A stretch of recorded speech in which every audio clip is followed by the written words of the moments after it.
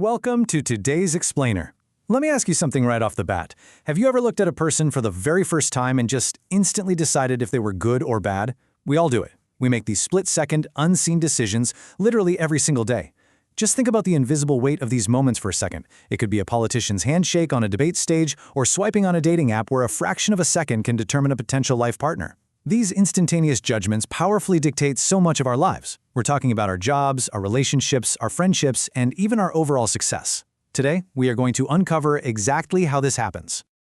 I really want you to think about this. How do you judge someone in just seconds? You look at a total stranger and your intuition instantly signals, wow, this person is incredibly intelligent. Or, maybe you glance at someone else and an alarm bell rings in your head saying, nope, he cannot be trusted. But how on earth do you magically reach that conclusion so fast when you know absolutely nothing about them? Well, the fascinating truth lies right in our neurobiology. The human visual cortex processes data and sends signals to the emotional centers of your brain milliseconds before your conscious thought even registers what you're looking at. Your brain is literally deciding before you even realize a decision is being made. Okay, let's dive into Section 1, the 2-second judgment. Picture this. Two candidates walk into a room for a massive, high-stakes job interview. Candidate A is impeccably dressed. They've got this confident body language, and they're offering a warm smile. Candidate B, on the other hand, is visibly nervous, fidgeting, and completely avoiding eye contact. Now, here is the fascinating part about this everyday scenario.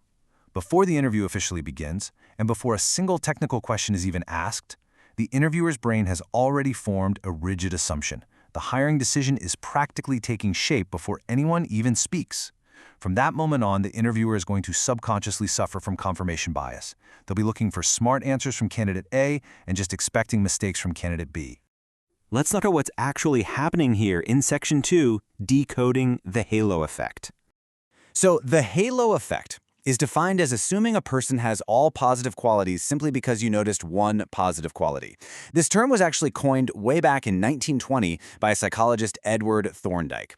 He conducted this incredible research on military commanding officers, asking them to evaluate their subordinate soldiers. And he found this massive correlation.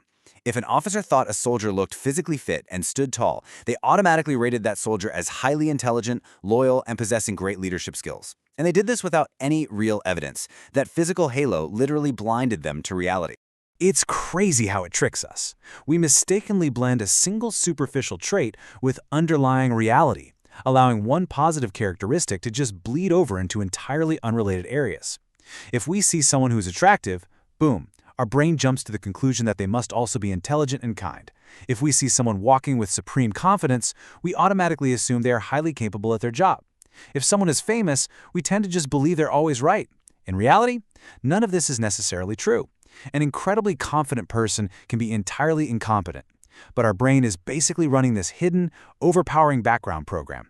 Which brings us to Section 3, your brain's lazy shortcut.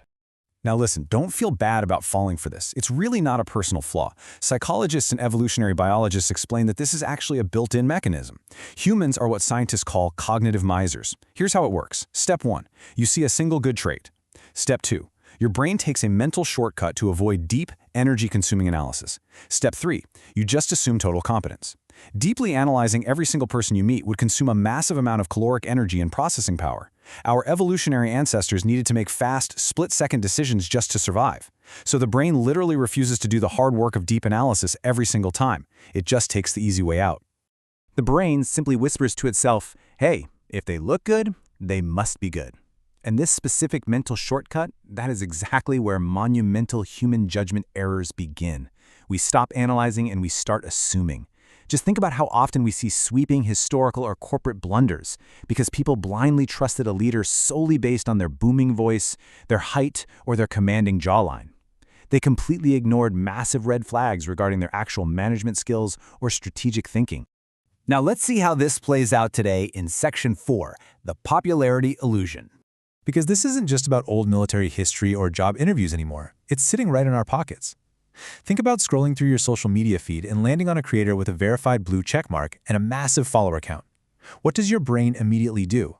It totally bypasses critical thinking and automatically assumes they're an absolute, vetted expert. The halo effect is literally the underlying currency of social media. We're constantly weighing millions of followers against actual knowledge and expertise, and the followers usually win out in our minds. In our modern information economy, attention is so frequently disguised as authority. Let's be clear, followers are absolutely not proof of knowledge. Yet, because of the halo effect, our brains constantly mistake popularity for competence. We see a big number, and we instantly assume big expertise. So I want you to be honest with yourself for a second.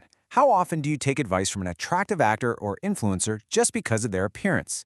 We mix up appearance and reality all the time when consuming content. We routinely absorb nutritional, financial, or even medical advice from people simply because they possess a captivating on-screen presence, and we completely forget to check their actual credentials.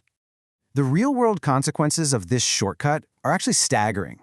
Decades of peer-reviewed sociological studies consistently show an undeniable beauty premium. Because of the halo effect, attractive people often earn 10 to 15% higher salaries than their less attractive peers. They receive better performance ratings, they're handed more lucrative opportunities, and they are overwhelmingly judged as more trustworthy. In fact, research into the legal system even shows that attractive defendants frequently receive significantly lighter sentences in court. These incredible perks are just handed out by society regardless of what their actual underlying abilities or morals might be. Now, what's really interesting about this next part is Section 5, the danger to yourself. See, the halo effect doesn't just distort how we view other people, it violently warps how we view ourselves. If you experience one small success at work, this psychological effect causes you to completely overestimate your abilities in entirely unrelated areas, which leads to massive overconfidence. But conversely, if you experience one small failure, the negative version of this, which is often called the horn effect, kicks in. You instantly start feeling totally incapable across the board. We apply that exact same lazy brain shortcut to our own self-worth, allowing huge bouts of imposter syndrome to grow simply because we base our entire identity on an isolated single event. Which leads us straight into Section 6, perception versus reality. This brings us to the ultimate psychological truth of this whole explainer. Reality is vastly less powerful than perception. People do not see you as you actually are. They see you exactly as their brain interprets you based on a few initial data points. People who deeply understand human psychology actively leverage this rule of first impressions in their daily lives. They know that dressing for the part, displaying calm confidence, and carefully controlling that very first interaction acts as a powerful anchor. Because once that positive perception is set in the human mind, interpretation will almost always overpower actual reality. People feel first, then they think. This quote just perfectly hits the nail on the head. It captures the absolute core mechanism of human judgment. The amygdala, which is the emotional processing center of our brain, reacts instantaneously to a single trait. The prefrontal cortex, the logical analytical part, kicks in seconds later. But by then, the logic is usually just scrambling to justify the feeling that has already been established. These split-second decisions dictate who gets hired, who we trust, who we fall in love with, and how we measure our own self-worth. So the very next time you form an unshakable judgment about someone, or the next time you feel someone judging you, are you seeing reality, or are you just seeing the halo effect? It is absolutely one of the most fascinating aspects of psychology, and honestly, once you know it's there, you really can't unsee it. Keep questioning those first impressions.